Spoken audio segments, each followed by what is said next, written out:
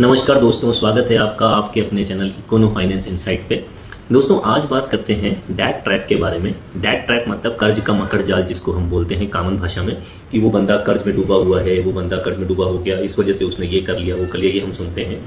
तो ये जो कर्ज का मकड़ जाल है जिसको हम डेट ट्रैप बोलते हैं, वो आखिर होता कैसे है, इसको अपन समझते हैं। दो स्टोरी लेते हैं, एक है मिस्टर ए और एक है मिस्टर बी। तो मिस्टर ए ने क्या किया, जैसे ही नौकरी लगी सेविंग्स वगैरह कुछ भी नहीं करी और अपनी सारी जो लग्जरी जो इच्छाएं थी, जैसे कि फाइन डाइनिंग करना, ब्रांडेड शूज खरीदना, ब्रांडेड कपड़े खरीदना, महंगे महंगे फोन खरीदना, महंगे महंगे रेस्टोरेंट्स में खाना खाना, ये इच्छाओं को पूरा करना शुरू कर दिया।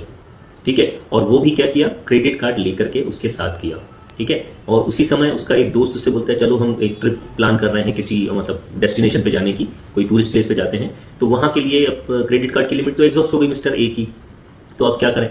तो उसको मिस्टर ए को उनके साथी ने सलाह दी कि अब हम सैलरीड हैं तो हमें पर्सनल लोन कोई भी इंस्टीट्यूशन आराम से दे देगा, तो पर्सनल लोन ले लेते हैं और ट्रिप पे चलते हैं।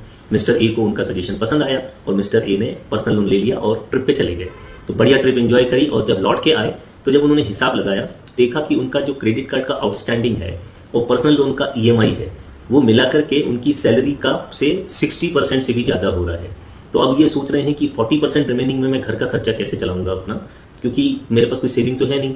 तो इसको बोलते हैं जब आदमी पूरी तरह से डेट ट्रैप में फंस जाता है। ठीक है, इसी तरह एक मिस्टर बी थे जिन्होंने नौकरी पे लगते ही पहले अपने आप को पैसा दिया, दैट मीन्स बजटिंग करी और पहले कुछ पोर्शन इन्वेस्ट करने के लिए अलग कर दिया और उसके बाद जो है खर्चा किया।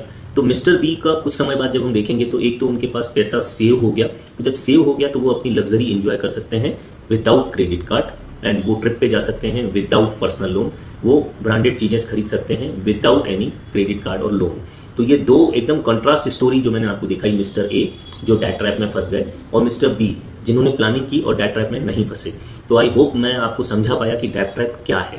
अब इस डेट ट्रैप में अगर मान लीजिए आप फंस गए हैं तो इससे बाहर कैसे निकला जाए, तो इसके लिए कुछ सिस्टमेटिक तरीके हैं। सबसे पहले तो आप अपना बजटिंग करिए कि आपकी सैलरी कितनी है और उसमें से आपका खर्चा जो है वो एक्चुअल आवश्यकताएं जो है आपकी कितनी है। नीड्स और वांट्स का कॉन्सेप्ट हमने पिछले वीडियो में समझाया था, बजटिंग का कॉन्सेप्ट भी हमने समझाया हुआ है। अगर आपको देखना चाहते हैं तो वो देख सकते हैं, उसका लिंक मैं डिस्क्रिप्शन में शेयर कर दूंगा, जरूर देखिएगा, तो आपको वहां पर कॉन्सेप्ट समझ में आ जाएगा। तो जब हम बजटिंग करेंगे, नीड्स और वांट्स में फर्क समझेंगे, तो अब मिस्टर ए को पहले बजट बनाना चाहिए, नीड्स और वांट्स में डिफरेंशिएट करना चाहिए और जो पैसा वांट्स में जा रहा था उसको क्रेडिट में डिपॉजिट करना चाहिए, ताकि कम से कम 6 महीने साल भर के अंदर अंदर वो उस डेट ट्रैप से बाहर आ पाए। तो प्लानिंग के साथ ये किया जा सकता है, स्ट्रक्चर्ड वे में काम करेंगे तो ये पॉसिबल है। डेट ट्रैप में फंसना बहुत आसान है लेकिन डेट ट्रैप से निकलना बहुत मुश्किल है। इसीलिए कोशिश करिए कि कोई भी ऐसी चीज जो लग्जरी हो, जो आपकी आवश्यकता नहीं हो, उधार